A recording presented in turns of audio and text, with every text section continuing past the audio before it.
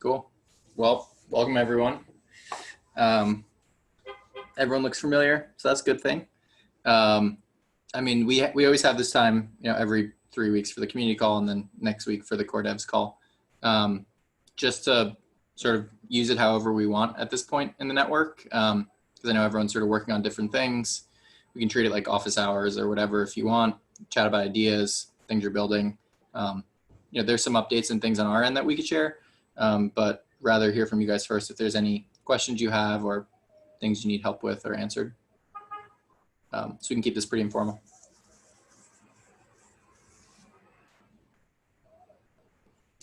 Anything top of mind? Obviously, Cody and I have been working on our HackFS project. We submitted that. So I'm just here to kind of hear your guys' updates, and hopefully then we can start interacting more and actually bring more to the table. Cool. Yeah. I haven't had a chance to peek through all the HackFS stuff yet. Yeah, that's like on my list of things to do today. So excited to check it out. Yeah, we didn't end up getting to integrate anything with ceramic. We kept it. We had ambitions, and then we had to scale it back and just kept it pretty vanilla. As now that we're outside of the hackathon, hopefully we can take a look at like longer term stuff, and ceramics on the list for sure. Cool. This is something you guys are going to keep working on after the hackathon, I'm guessing then? I hope so. I think we've gotten some validation from some people. I'm excited about the idea. It was just kind of like, does anyone else care? Does anyone else think it's a good idea? What's the idea again? So we're working on a thing we call the GeoWeb. Essentially, it's like a DNS for a geographic web experience. So the base is digital land parcels held in a digital land registry. That essentially the idea is, as we move, we can do it now with smartphones and smart watches. As you move through the world, what sort of digital content could be useful as you walk up to a restaurant or whatever. But the idea is, as we go to smart glasses, you're always going to have potentially the internet in your field of view.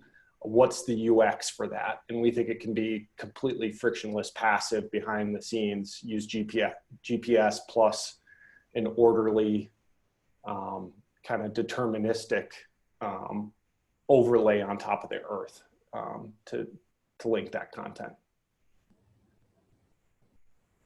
Yep, that's super cool. And Sergey's here. Sergey's been working with us on some of our Filecoin grants. He just submitted a PR yesterday that adds the option to configure backup options to a ceramic node. So now you can configure, backup stores to be like an IPFS node and a PowerGate instance or something like that. Sergey, happy to turn it over to you at some point if there's anything you want to share there. But it's definitely exciting work.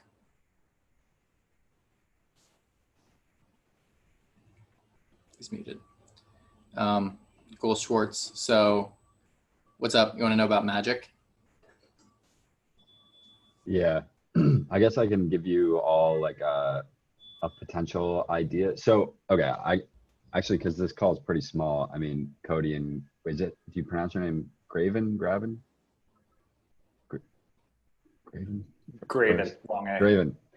I guess I'd love to hear some feedback from everyone on just like some ideas. They're all like not very articulate or fleshed out yet, but basically like give you an idea of what we're trying to accomplish and then how we might approach it. So basically we're working on like a protocol kind of thing that people or developers can use to build productivity and collaboration tools on top of.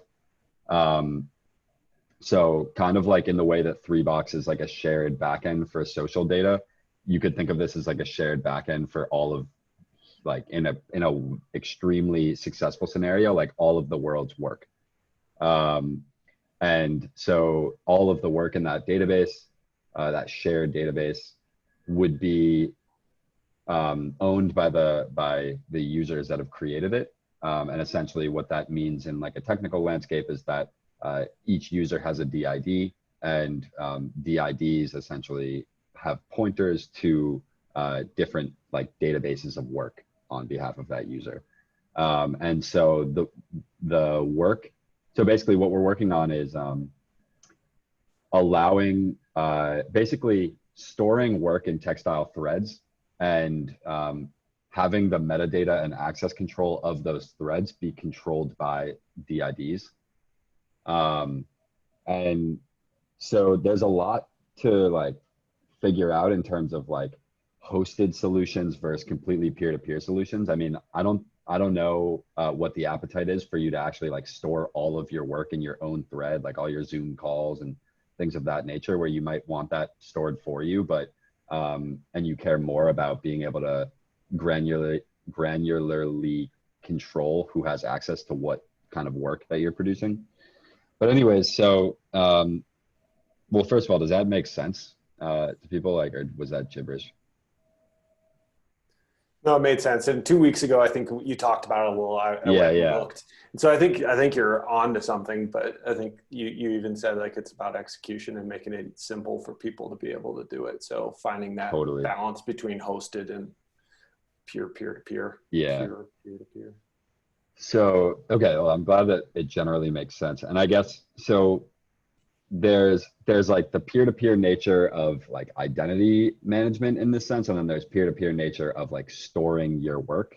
And they're like overlapping parts, but right now I'm talking about just like the identity management part. And so basically here's one approach that I was thinking about, which is like a user in some application UI generates a new DID from Magic Link, so that their private keys are on AWS or whatever, you know, where we're not really handling private keys. So now the user has a DID, and then somehow we need to ask for the users. Basically, we have a backend like consent management service, and in order for that to work, the consent manager has to have its own DID, like an application DID, that's put in the user's DID's auth keychain. So essentially, when a user signs up, what we kind of need to do is, one, we basically just need to have Magic Link sign the right messages to put our consent manager into their DID as an auth keychain. Does that make sense so far? Yeah, I mean, for Graven or people not on like the core Saranic team, that might be like pretty deep. Yeah, you're talking about like specific documents in the index. Yeah. I mean, I've been like pretty deep into the docs and stuff at this point. But this way, so basically now, like our threads management service is talking to this like identity management service, and the identity management service is able to sign consent messages on behalf of these users whose DID is controlled by like Magic Link, essentially. Does that, Michael, Danny, does that make sense to you? Yeah, I mean, you could, yeah, I mean, so I think for the most part, because basically you're just saying like, let the user's Magic Link manage their manage the DID authentication of them, but then you're adding your services DID as an authentication method to the user's DID. So you're just, you can do it that way. You can also add, no, that's probably the best way. Because that way it works nicely with like MetaMask and other wallets in the future who want to control their private keys. And then for us, like our identity management service can also use Magic to generate the private keys that generate the DIDs that are put in the auth keychain. Yep. So I guess, and it might be hard to know this because I don't know how well you know Magic or where they're at, but like where I know that they have a Web3 provider. So presumably you can implement something like one of those JS blockchain utils to have Magic Link as a provider and of basically like a Magic Link DID provider. that you can pass into JSDID and also pass into Ceramic. Yeah. So like the way that we've been talking with them is they Oh, have, yeah, she's, is that they have, they're building like a plugin system. So there's like two phases to the integration. One is they have this plugin system where they want to add the IDP2P library that we're working on, which IDP2P is a library that implements the identity index standard. So it makes it easy to like do things like add a keychain, a key to the keychain, or add or link an account publicly, or add a collection to the collections index, or things like that. So it's like a simple JavaScript interface that like manages all the schemas and document creation and mappings behind the scenes. And the goal of the first integration with Magic is to get them to get IDP2P to just be a plugin in Magic. So you can just like plug it in and then use the IDP2P interface from within Magic, which makes everything super simple, because then you can do all the DID generation. You can like do all that stuff out of the box, and like all the mappings. Then the other one would be like, if that goes well, then they just like integrate it into the Magic SDK. So it just like comes out of the box. And so we, they want to play around with the IDP2P library when it's ready. And so that's like the current state of it is like, they're like, yes, we need this. Like, yes, right now we're currently creating DID methods for every single blockchain. You know, like they have like a Tezos DID, I think they have like they use EtherDID for Ethereum. They have like, but basically it means that you can only use like Ethereum keys with the Ethereum DID. And then if you use Magic with Tezos, they're adding keys to the Tezos DID. And so they're still segregated. But they want IDX to like have instead a unified DID, which all the keys can map to. And then you can do things like link to resources. So there's like a bit of time probably on that between when we get IDP2P ready, like when the plugin's ready, which might be like 3 weeks or something. And so it's not going to be super immediate. Like it just depends on what your timeline is. yeah. I mean, I guess I'm wondering too, like how hard it would be to implement my own DID provider wrapped around Magic Link. Like, I don't know. I don't think that it's only like a few function calls right? Like, Yeah. I mean, it's basically like sign JWS and authenticate, something like that. right. So then I guess it's just like copying ID wallet methods, pretty much like word for word, but using their Web3 provider or something. Yeah. Anyways, that's kind of where I'm at trying to figure that out, because it seems like they've done a lot of the things that I would end up like building myself. Yeah. And the ID wallet is going to get a new interface this sprint. You saw that document, right? Mm-hmm. Yeah. So we're ID wallet 2.0 should be. Oh wait, I don't think I saw that document actually. That's in the, JS. that's in in at the bottom of it. At the bottom of it. Yeah. Yeah. Okay. Yeah. So basically, like we need to add a bunch of keychain functionality to it and stuff. So at the end of this 3-week sprint, that should be ready, along with like V1 or V01 of IDP2P, which is like super minimal. Okay. Okay. Nice. But yeah, so I mean, like that's just what we're gonna implement at Identity Wallet. I mean, so yeah, it's. I mean, Magic Link, yeah, basically handles the delivering of the link to the email that you were talking about. Right, and the holding of private keys. So if we can just figure out how to like stub them in as the Web3 provider, we may just be able to like use them. Yeah, it's a good question. We can probably, if you want, we could set up a call with their team and you and ask them directly. That'd be great, actually. Okay. Yeah, Yeah. I've been meaning to get in touch with Sean. I was going to wait until we had IDP2P ready, but I'll just ping him now. You can set up a meeting. Perfect. Thank you. Yep, no worries. Hey, I see some more people join. Josh, Russell. Hello. Cool. Sergey, are you there? Finally. Any interest in sharing some of the awesome work you've been doing? If not, I can just show people the PR.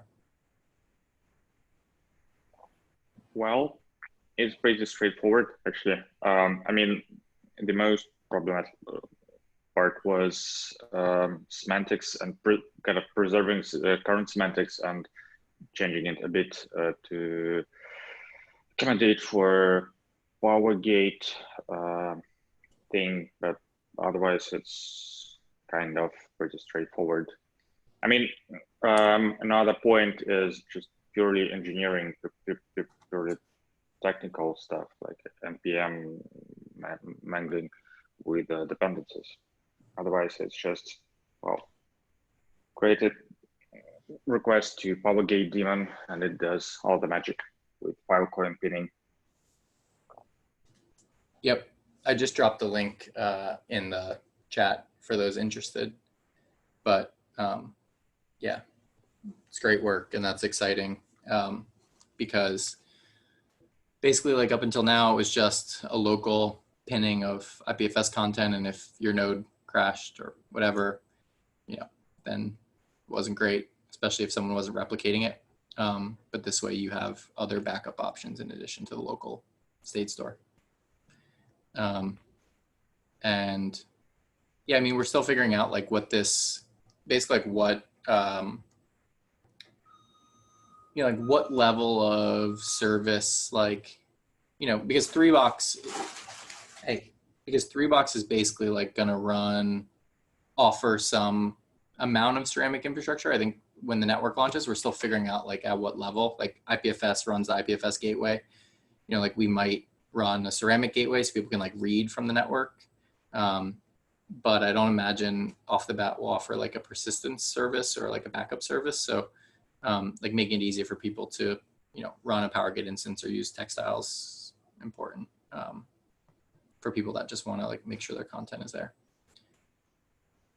And yeah, I imagine that this abstraction will just continue to get pushed out into new like, backup providers. So you can imagine all the other backup storage networks. It's important for us to support Filecoin first, but I'm sure the other ones will follow. If the teams want them, they can just add it with this nice abstraction. Arweave, Sia, whatever. The interesting thing is like they're actually just going to be storing, it'd be like storing CIDs on these other networks that don't support CIDs. So it's like just taking like IPLD nodes and just like storing them on their systems and using their system purely for persistence, but not the data structure.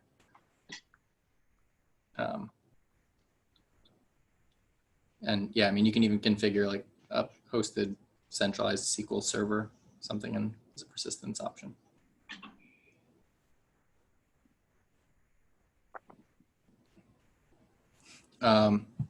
Yeah, so I mean, any other questions, thoughts, things you needed? Oh, by the way, Schwartz, we're working on the new, like, we're continuing to refine the spec for collection definitions and collection references. We're just trying to figure out like what the right, what data needs to live where and how we can generalize it. If we can generalize it to say like, you know, how can we generally define an abstract data store, whether it's like a P2P database, centralized database, an Ethereum registry, an Arweave transaction, a Filecoin file, a ceramic document, like what do they have in common and how can we create a standard way to represent them with all the parameters and configurations you'll need to like actually interact with it. And so that's a lot of the work going on in the collections. And that'll basically allow apps like Schwartz's or protocols like Schwartz's and others like Fleek or Textile themselves to sort of use the collections as a common way to map to data source. So we actually in version 01 of IDP2P, it's going to support keychain functionality, meaning like adding a bunch of new auth methods and controlling a DID with them, and then mapping that DID to collections. Those are like the first two pieces. And then after that, we'll, you know, quickly layer in profiles and connections and other things. But to unblock Schwartz and others that need collections. We're focusing on that first.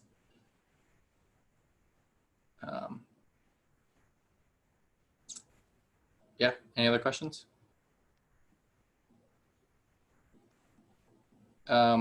Another thing that we're kicking off this sprint is the CEA. We're officially kicking that off now.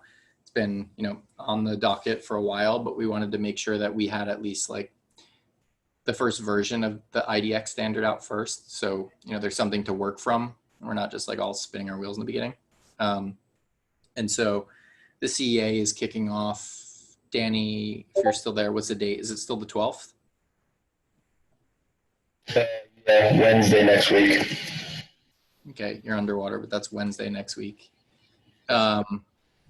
And so yeah, that will be the CEA, the way it's structured, and there's in the Ceramic Network GitHub, you can find the CEA repo and it will outline all this. But basically, like, there's every 6 weeks or so, I think there's like a town hall, which is, you know, whoever wants to attend from the full CEA just like comes together and talks about new working group proposals and shares progress from existing working groups that are ongoing. And, you know, and then beyond that, the CEA is just individual working groups. And the first one that we're going to kick off is the identity working group. And so that is basically going to be tackling IDX, and we'll be working on things like the collection index and the collection specifications and stuff like that, the keychains and how you map data to a DID and all of those things that are core to what we need to begin with. So that's going to kick off. If you guys are signed up, great. If you want to participate and aren't, you can do that. There's just add this here.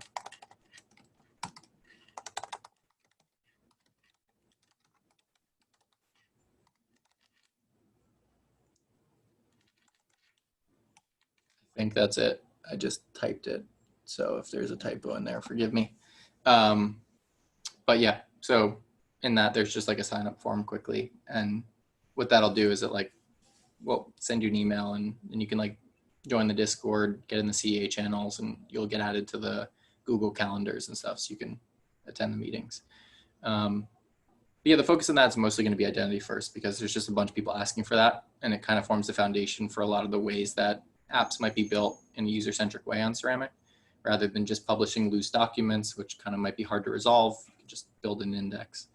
So that's happening. What else? Yeah, like I said, we're doing a bunch of work on all the library suites, basically like everything. The way that the signing and authentication libraries work is like, you know, we proposed an EIP. Let me pull that up actually. I guess I'll just type it because can't Google it here, but EIP 2844. So in Ethereum, we proposed last week a standard for signing and encryption in the Ethereum JSON RPC. That's compatible with the JSDID provider, the DID provider standard from Ceramic. And so this would make it easy for wallets to sort of support DID related methods like signing and encryption, and even like a lightweight permission system, which has been missing in Ethereum for a while. So devs would have like a common interface to implement those things. So if you have any thoughts there, it'd be appreciated. There's just been some ongoing conversation between a few people, but basically like MetaMask implemented an encryption EIP that got abandoned and that no one really supported, and it had a bunch of flaws. So then the community was like, we need a new encryption and signing EIP. So Joel wrote that, which would be really helpful for everyone building Ethereum apps and with Ceramic and or with IPFS or Filecoin, whatever, kind of general. And on another front, we had a grant from the Ethereum Foundation and from Filecoin to create a DAG Jose library, which is just like a standard way of encoding JSON objects and signed and encrypted in IPLD. And we wrote the JS implementation of that, which is JS DAG Jose. But part of the grant also gave us money for a Go implementation. And so we just were able to find someone to start working on that. So pretty soon there will be a Go implementation of DAG Jose, which means that Ceramic can go back to using Go IPFS. Because we were using Go in the beginning, then we had to switch back to JS because there was no version of Go DAG Jose, and we need to use DAG Jose or Jose if and when it's ready, which is like CBOR encoding. But so yeah, that's good. So as soon as the Go implementation is ready, then we'll be able to run Ceramic back in Go again. What else? I mean, it's been a bunch of stuff, but yeah, that's cool. And like, if we can get everyone, to use Jose or Jose and IPLD, it's a huge win for interoperability of how data is encoded and encrypted.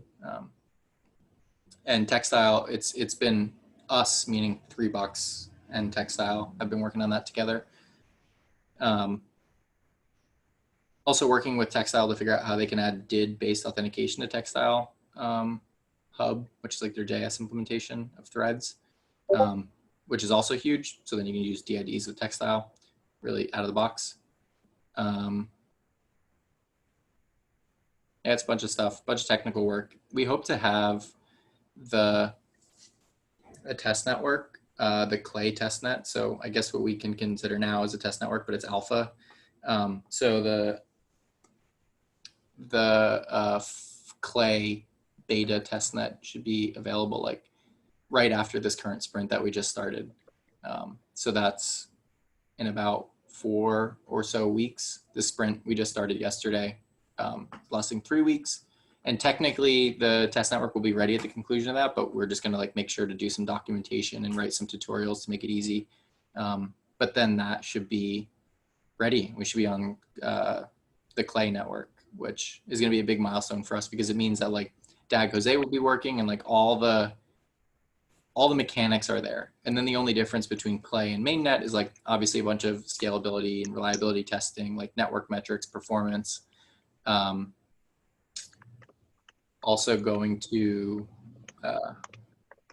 do some like improvements to some aspects of the protocol, like adding the ability for documents to specify hooks and nodes to install hooks. So like if you for example, if you add a profile, if you add a profile image to your profile document, that we don't want to store that image inside the document. We actually rather want to store the hash of the image and then have that image file be pinned or pinned by the node and then potentially backed up to Filecoin separately.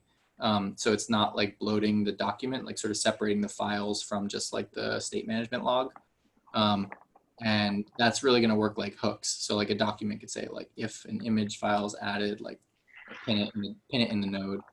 And so cool things like that will be coming before mainnet, just to make sure that like documents don't get too big unnecessarily and stuff.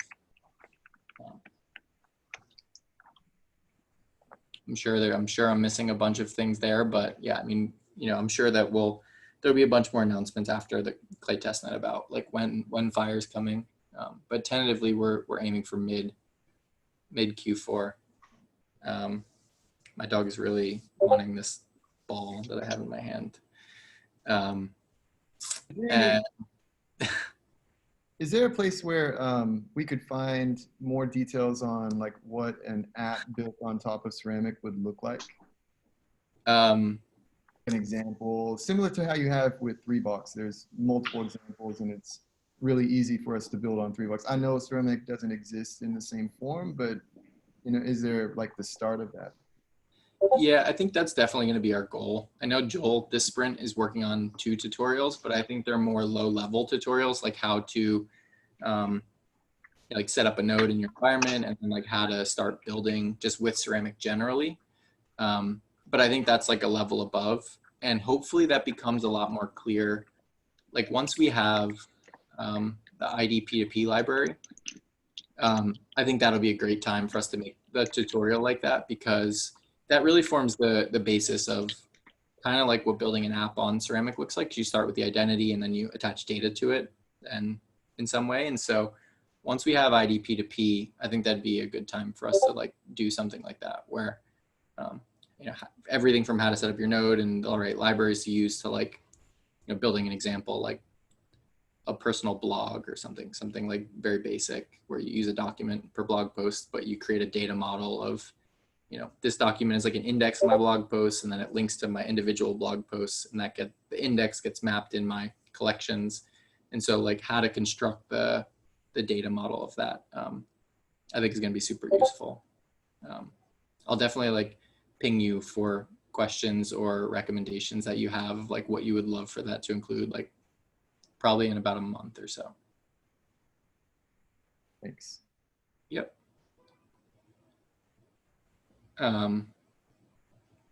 Cool. Anything else? Any thoughts, questions, recommendations, randomness? I have a bunch more questions, but I feel like they're probably not for this time. I mean, we could talk about them unless anyone else has anything else important and or whatever. But I mean, I'm kind of out of updates and things to say. So if everyone wants to hang out, that's cool. And listen, if not, then can potentially see you next week at the Core Devs call or, you know, 3 weeks again from now at this one again, or in the next CEA call if you're so inclined. I was going to mention one thing that I was going to just post it on Discord, but since you asked, have you heard of Maniverse and Scuttlebutt? I'm sure you have. Yep. So one of the big problems with that platform, for me at least, was that the different nodes, they were completely separate. They had their own identity that was not shared with your mobile device if you were on your desktop. And Yep. I think of a future where something like Ceramic or the identity index could provide a connection between all of those different nodes and really change the way people interact. And there's a huge community in Scuttlebutt, the different clients, Maniverse being one of them there. I mean, relatively. It's a lot of people really interested in decentralization without necessarily being interested in blockchain technology. I'm I'm just thinking about how that would be a good connection, you know? Yeah, we don't have that much of a connection to that community, but if you're in it or more familiar with it, it'd be awesome if you wouldn't mind connecting us with someone or like the right channel to pop into. It's been over a year since I've actually pulled it up because I lost my identity on the computer that was there, and it's like the biggest pain point for me. So, and I just, instead of going through the trouble, I didn't reconnect. Okay. But I'm sure there'd be a way for, and that's kind of why I brought it up in this call. I was hoping that maybe some other people who are interested in decentralized technology has already looked into that technology too. Yeah, I was in some of the communities. It was a while back too. It was like when we were first starting 3Box and we were evaluating like what type of database system we wanted to build 3Box on. A blog post that you made that compared Scuttlebutt to 3Box. That was the first blog post that I saw about 3Box, but at the time I didn't know who 3Box was. It was just some guy making a post. And I refound that blog post within the last couple of months. Yeah, that one got a bunch of attention. I guess people like comparisons. It's just like an unknown area. But yeah, I mean, that's when we first explored Scuttlebutt in more detail, but I completely agree. I think your use case or like your application of IDX is great there. Like whether it's Scuttlebutt or even Matrix, like your Matrix identities are federated. So they're actually owned by the home server that you're on. And you can't like go to a new home server because you're like locked into that one, and everyone by default uses like matrix.org. So like basically just centralizing identity. And so yeah, we've been having some conversations with the Matrix team about that. Like how do you to associate, you know, existing federated identities to a DID to make them more discoverable and link multiple. But Scuttlebutt is actually, you know, even more interesting in that sense because you're on these nodes that if you lose your node, then I guess they're like pubs, is that what they call them or whatever? Yeah. Yeah. Persistent appended, I can't remember exactly what the term is. Yeah, but being able to sort of like take the key that you use for that pub, or like your device for that pub, and being able to, you know, attach them to something else. So you can even have different devices different keys per device, and they all associate the same identity. I mean, that's kind of the same identity model that Textile has, where they have like, you know, a key per device, and basically then you like create your single writer logs, and then you have like a thread on top of it, which like aggregates them into a DB. But so being able to sort of associate your device keys to a DID instead, and using that DID is definitely like one of the core use cases for IDX, for sure. And yeah, like all the federated systems need that. And there's even now like blockchains like Avalanche, and even if you have different, you know, any of these like sharded network of networks, if you have different keys on each shard, you're like different identity.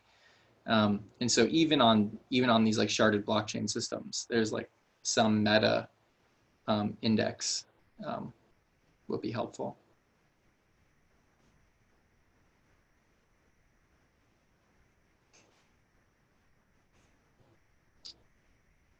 All right, Schwartz, what do you got? Ooh, trying to think of how to articulate this, but so I guess I'm still trying to figure out how. Okay, basically, I want to try in as short as time possible to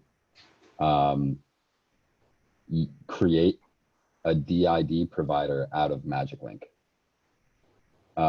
And so that way I can use JSDID with Magic Link as the provider. And then from there, I don't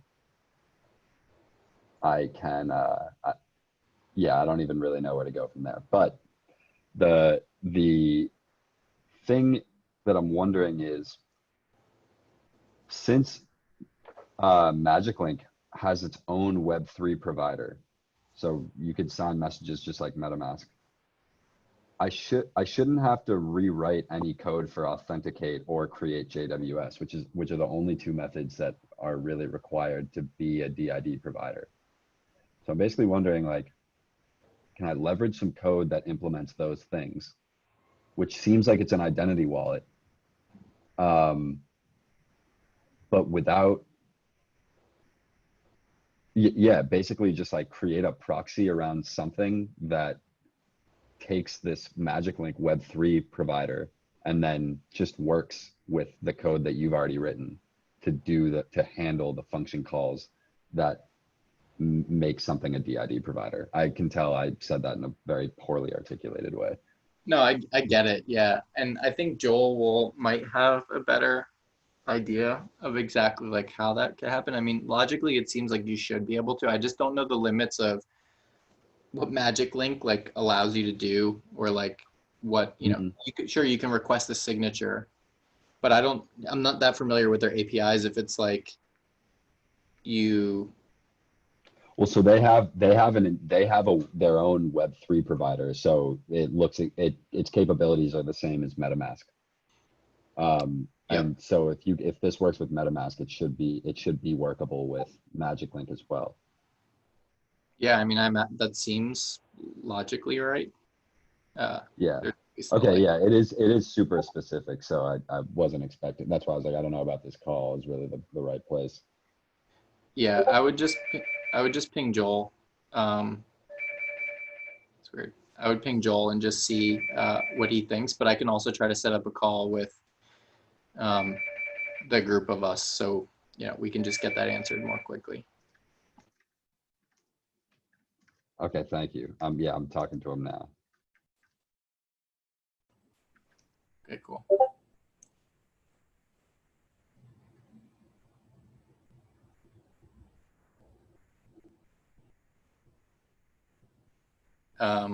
But yeah, Schwartz, when you have a sec to,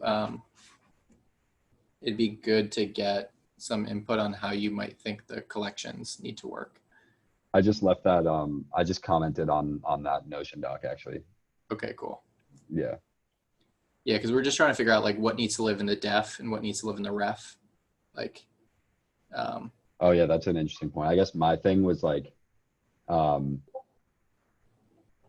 not all data stores. So I guess it seems like the strategy here is that you create a tile extension that's a schema for your specific data store, which is basically instructions on how to read it. And then I think, so that makes sense to me. So basically we'd have like a textile doc that is a collections type, I guess, or a singular collection type. yeah, the def should be like the combination, like an entry in the definition is like a type of data store and a schema, I think, basically. And there's some other things that you might be able to include in there, but like being able to say like it's a textile thread and it has this schema. And for every like different textile thread your app uses, if it has a different schema, it's like a different entry in the def. So the def is like your data model of like store and schema, basically, some way to represent that. And then in ref, you're basically saying like this user has the first def, like a pointer to the definition entry. And then you can specify like host, like it lives at this endpoint, and like in textiles case, like thread ID, but like what's the abstraction of that is like what we need to figure out. Yeah, that makes a ton of sense, where the ref just basically points to the actual like location or content of a collection, and def describes how to handle it. Yeah. So then I guess like the other side of it is the linkage to some type of access control. And so basically what I was thinking was that could potentially live in a singular collection doc, where basically a collection def also points to like an access control def. Yeah. And then a collection ref could point to an access control ref, which is like an encrypted doc. And in this case, it might be like a thread ID, like an encrypted thread key, with a thread token or something. I definitely think having access control in the def makes sense, because why would you need it? For what use case would it be useful off the ref? Like, isn't it just each user's thread ID has their unique token set? Each user, so a thread ID and a thread key are separate. So a thread ID, so basically a thread ID thread is used keys. So right, you have the like key is that password, keys, right? But they're textiles moving right to a new model, right? So it's just going to be read and follow, and write is going to be encoded in the thread ID now, is what Carson was telling me. Okay, yeah, I'll have to check up on that too. But I guess there's some like, if you just think about a generic access control model, like you have an identifier to identify the resource, and then you have something that unlocks capabilities around that resource. And that's like the simplest model. You could have different scopes and different types of keys and whatnot, but like you could just start with an all or nothing model. And so basically the access control def would say, hey, this is like an all or nothing model. And the access, and basically that would describe like, so you only need one piece of private information to unlock this access to this resource. So then that private information could be stored encrypted as a ref. Got you. I see what you're saying. So the access control def just says like this DB type is an all or nothing, or some understanding of what the access control is, and the access control ref is the user's actual like keys. Exactly. And so then like if you want to invite someone to a thread via Ceramic, what you might do is you might basically just copy the collection def and ref and put that onto a user's, like you'd have to re-encrypt the private information and put that onto a user's own collection. So now they can decrypt this token and access that thread that's in the collection ref. So now two users can essentially share a thread. in this all or nothing model. So yeah, I think that's like a peer-to-peer way to approach textile access control via ceramic. Yep. And I would just with the sharing of the thread, I guess you mean write access sharing. Because like with read, if you're just storing the tokens, you can encrypt it to the user's key that you want to share with. And then you can always like revoke it by re-encrypting it. That's a good idea. Persistent Yeah. access. I guess in this model, Mod. I was just thinking all or nothing, like even ignoring textile for a moment, just like any resource that has a secret to access it. Like you could think of potentially a Lotus node has a JWT. And if you just think of it as like a singular all or nothing admin or zero permissions, then, but I like what you were saying. You can encrypt a secret so that only the other person can decrypt that. Well, it's two different models, right? Like what you described is really like a dual admin model. Like if you want to add someone as an admin, they would probably store the keys themselves, right? Because then they can like change those keys or do something and remove you. Like it basically gives them permission equal to you because you're both owning the same tokens. But if you see Josh, but if you just store them in the mods, like the creator or the mod, whatever, the admin, but then you just encrypt it to other people's things, they're like almost like employee, like permissioned, right? Like it's like they're delegates or some way. So like you can always just revoke it by rotating, but you can't like revoke it by like, you can't update someone else's document. So those are like permanent admins versus like, just like capabilities. That is interesting, right? You can't update someone else's thing. So, right. And I guess that portion was the thing that I was thinking this like some identity manage or like consent management service could do potentially, but that doesn't really scale to a peer-to-peer way. So yeah, that definitely needs the access control side of things definitely could be fleshed out more. I think hopping on a call with textile, I'd love to jump on that too. And just like brainstorming could be really productive. Okay. Yeah. We just had a call with them last week, but we're probably due for another one soon. I know they have a plan for access control where the tokens are just the read and follow keys, but the write is going to be like encoded. It's going to be like immutable in the thread ID string somehow. So you'll have like, basically like slash like ACL, which to them ACL is write, and then the unique thread ID. But what you can do is either you can just store that on IPFS as like an object, and so the ACL is actually immutable, or you can use a ceramic doc ID as the immutable ACL, but ceramics documents are mutable. So you can store a link there that never changes, but you can mutate the ceramic doc to update the access control, write access control to the textile thread. I gotta digest that a little more. So it's like something. I think I get what you're saying. ACL.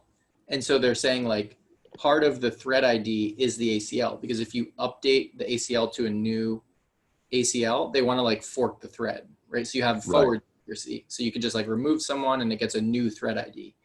And so the thread ID is tied to the ACL is what they're thinking. But that's one model of doing it if you like make that an immutable IPLD object or something. But if you, instead of using just like an IPFS object, use a ceramic doc ID as the ACL, then your thread will never fork even if you update the access controller, because the ceramic doc ID never changes.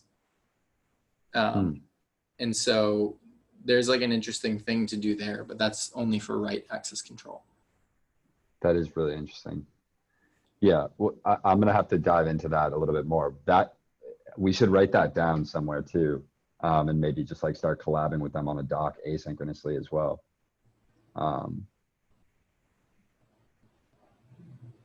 Yeah, so a lot of stuff that needs to be figured out in access control, and even like we're playing with like what is the native ceramic permission system now for like encrypting and requesting decryption of stuff, because in 3box we just had like that all or nothing open space method. It's like, open MetaMask, and if you had a DB with the MetaMask name, it opened, and you had Yeah. all access controls. That was just like Yeah. name collisions, like all sorts of Right. problems. Right. But it was easy for developers, but it's not really like robust or scalable. Oh, you know what I have to share with you? Because I was just reading through like just like all auth protocols. And this is something that could solve that problem. Potentially. I don't, yeah, let me, hang on. Where is everything? See you, Sergey. So basically, when it comes to giving here, I'll post this in Zoom. So basically, with auth-o,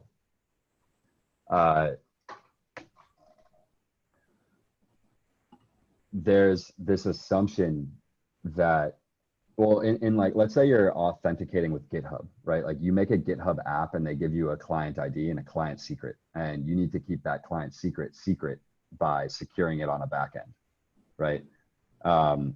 But dApps and mobile apps and things of that nature that don't need a backend, they have no way to secure a secret.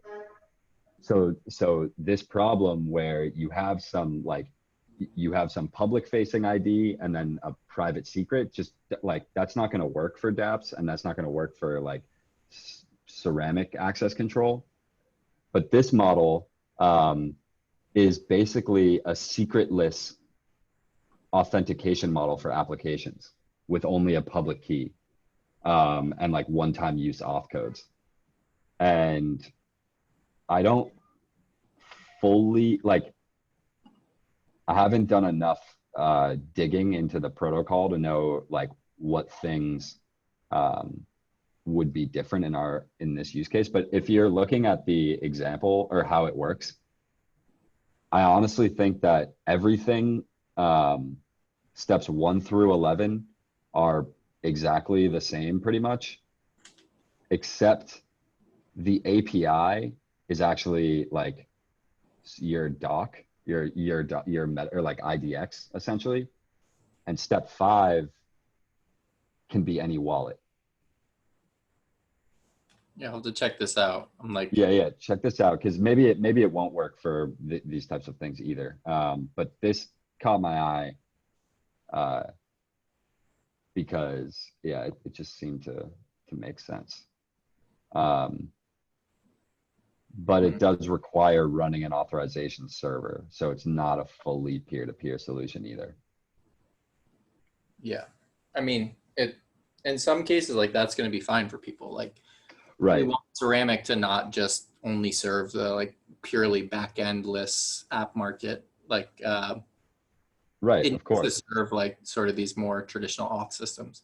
Yeah, and also one idea that I was playing around with that I really like is so this might be a little far-fetched, but anyways, you could think of users being able to granularly configure the amount of security that they want to put on their DID in terms of their auth keychain. And you could almost make an auth keychain like a multi-sig wallet. And then you could map keys to different like strategies. So for example, like let's say I have someone that's really, really paranoid about getting their DID hacked or something. They could hook up multiple private keys in their auth keychain. One maps to their GitHub, one maps to their email, one maps to SMS text, one maps to, Twitter. And basically when they prove their GitHub, that gets a signature request. When they prove that when they click a link in their email, that's another signature, until you get maybe like 3 out of 4. And then you've like proven that you are yourself, and that is then the message gets signed.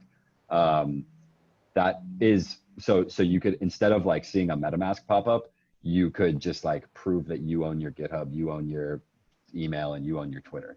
And then for someone who cares maybe a little less about this, like I was thinking about configuring a domain name for each user that signs up and gets a new DID. And this to me is really cool because right now, if I go to, if I authenticate with GitHub, I go to github.com and I give this app permission to access my GitHub. And that flow is very familiar to people. And I think DIDs and decentralized identity, all this stuff has a massive like education thing that we need to get past in order to work with like just like your average early majority, even late majority users. So if instead of sending someone to GitHub to authorize this application to write and read their GitHub, and same thing with Facebook, Instagram, blah, blah, blah, imagine taking a user to their own site. Like, hey, this application wants to actually make edits to your website. And to me, that is like a really easy way to educate people on what it means to own your own data. And also like a really cool opportunity to provide an interface for DIDs and IDX, because you could have like your personal site and you could see like, hey, here's all the applications that have access to my, this data, and then click that DID, it takes me to, streams.com. And I'm like, well, shit, I didn't actually give this application permission, like revoke that, so kind of like a little hub to control all this seems like a really cool little thing to do. That was a rant. Yeah. All right. Let me know if you want to work on this. I already have some designs for this. Oh, really? Because no, we are working on this. It's awesome. Yeah. I mean, to the extent that we basically right now I'm writing a spec for how this could work. And then I'm going to try and then I need to cut it down to like 3 days of code. So it's not going to be all that, but if that's something that was interesting to people, I mean, that's really interesting to us. And the cool thing is so wait, do you imagine that there's like some callback that takes you to this site as like your trusted hosted domain? Exactly. And then you could map then you could basically reclaim your own ownership of this and maybe like self-host it. It's really flexible, and you could instead of using one of our domains, you could map your ENS domain to it. You could buy a domain and map that to it. So then anytime an application requests permission to sign on behalf of your DID or something, you now you get taken to john.com and it's going to say this application wants to edit john.com. People, I think, will take that more seriously rather than that's a good idea. That's actually a solid conceptual model. Yeah, I got really excited thinking about it. And I think because with all of these application protocols, you register a callback URL, right? Like that. So with GitHub, they're going to send you back to your app. With this, you're basically users give consent on their website, and then wherever then the application that asked for permission can kind of just update whenever that permission gets. You don't need a callback URLs. You don't it is a different type of callback URL, but I think it's just a really cool little system. Yeah, because I guess you need to show something like this domain is requesting access. Exactly. You need to do something like that. But you could take that from the URL. I guess, there's a lot to be fleshed out there. But that's what I'm talking about. To spoof and stuff like that. Right. And that's what I'm talking about, building this DID provider service, because that's what I imagine doing it. And then the private keys that are the signers are held by Magic Link. So we don't have to worry about security. And then, so that's kind of where we're going to. And then basically Streams is an app that's built on top of this consent manager, right? So it gets its own API keys and blah, blah, blah, and does its own, permission system. But the user would get taken to john.com or, user.com, and they would see, hey, Streams wants to edit john.com. And then hopefully people say, yeah. And then from there, this identity management service, or it's really more like a DID consent service, could be popping. Yeah, I mean, that's like definitely DI, like consent management to remove the burden from users, like giving access to everything is definitely like Yeah, and a model that needs to be supported. Like, 100%. And for developers too, right? Like developers shouldn't have to know what a DID is or any of this stuff. Like a developer just wants to presumably like in a very few number of code lines, just like say, hey, whoever is on my site right now, I just want to like, I want to be able to write to a specific data store that they own, and then that be it. Like wait. Okay, did I get permission? Yep. Okay, good. I can write to it now. Did I not? No, sorry. You just don't have access. Like that's from the developer standpoint, it should be that simple. And there should be like, I don't necessarily know if you should be able to open up unlimited spaces on behalf of the user, or like if you have to pre-register so that only you can open spaces on this user that aren't going to cause conflicts. And then handling like public spaces is, you know, another challenge, but if you, yeah, so that's another area. But yeah, so these are the types of things that we're starting to work on. And I mean, hopefully full-time soon. But it's been kind of like part-time right now. yeah, that's definitely really interesting. Happy to like share trade ideas because 100%, dude. That's why I asked you if you're building a GUI already for this. yeah, I mean, Because we've always like, so what is currently like 3Box Hub, like the profiles app and the where you can see your drive and stuff, like we've always known that like we need to remove that and then like make just the lightweight ceramic version, but maybe we don't have to if you're going to do this. I still think there's some benefit to also having a hosted one for people that are just like, I just want to make a profile and see who has access to my data or something. Oh, totally. Yeah, and this would be hosted too. And there would have to be centralized components to this. So it's really just for like people, like I imagine this for both like app developers that want to offer decentralized identity experiences to users that don't want to manage private keys. Like own your own data sounds great, but hang on to this private key or seed phrase and don't lose it and don't import it into your browser and don't do this and don't do that doesn't sound great. So like finding the balance between those is kind of like, it requires some centralized crutches. And then kind of like balancing that out with checks and balances systems that users can do to make sure that their identities aren't getting abused, and a system to manage that on behalf of users that's fully hosted is what we're working towards. And like, yeah, I mean, I speak about these ideas in like a very long range form, but like, again, I mean, the 3-day version of this, I still don't know. So yeah, but I'm super down to bounce ideas on this and collaborate on it, because I think it's pretty important. And honestly, like if it gets to the point of like an auth solution where developers can just kind of rely on this, and users are happy because they know they can like claim their identities back with MetaMask, they have certain powers and privileges that are really theirs. That I think that's a viable business that I would like to like charge for as well to app developers.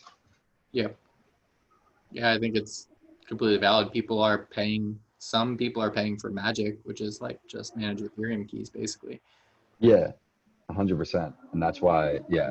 So yeah, I'm really excited about that. Awesome. Yeah. All right, I gotta hop. Yeah, cool. But it was great seeing you. The three of you left. Maybe I'll see you on the upcoming calls.